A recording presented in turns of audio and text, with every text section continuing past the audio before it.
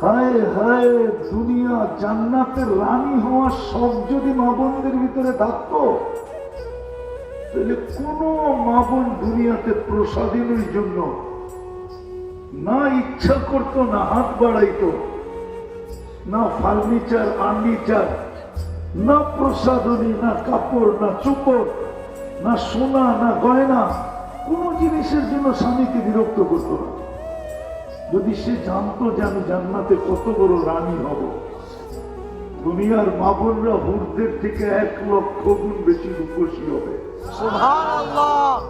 120 fit লম্বা হবে, চুলটি 120 fit হবে, রূপ হবে হুরদের থেকে 1,00,000 গুণ বেশি।